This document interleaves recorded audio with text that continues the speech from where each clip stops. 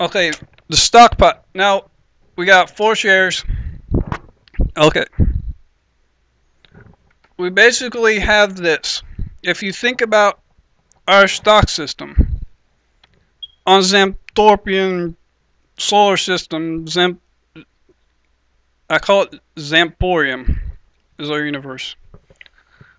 We basically made a pot. We got a pot. The shares are in the pot. Anytime you want to share or to get anything in and out of the pot, you put money in. You put money in that pot. That share stays on that pot. You never see that pot at all. You never see the pot. It's an imaginary pot.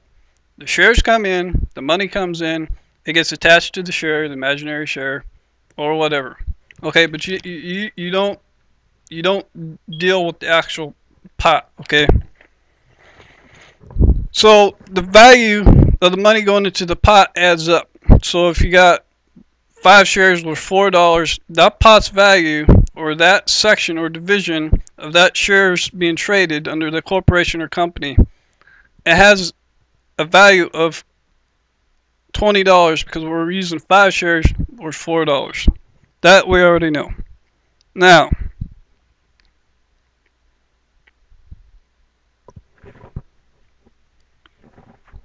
basically,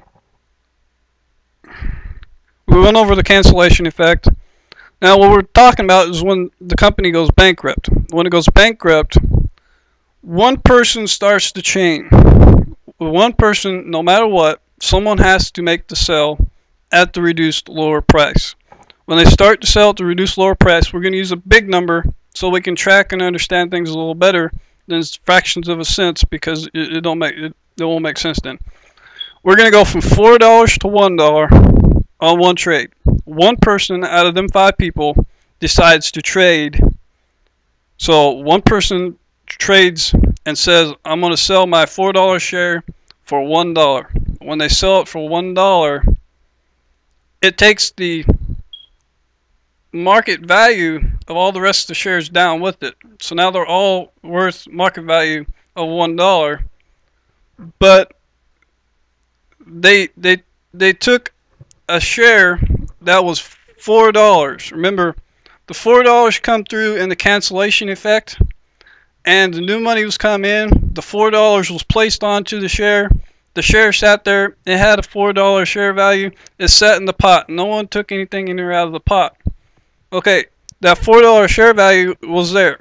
Now, when you take and sell it for $1, that means someone else took new money. Anytime money comes in, any trade that happens, remember this. A trade, it opens and closes this variable. It refreshes everything every time the trade happens. So therefore, when the trade happens, it takes the $1 comes in. Everything that comes in is new money. New money comes in. The $1 comes in.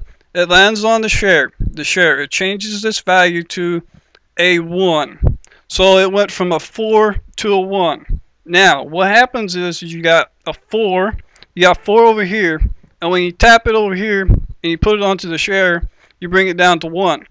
What happens to these 4 shares right here? These $3 right here? Every time something happens, basically this becomes visible and this disappears. So now think about that. Okay, you gotta keep that. Remember that. So you got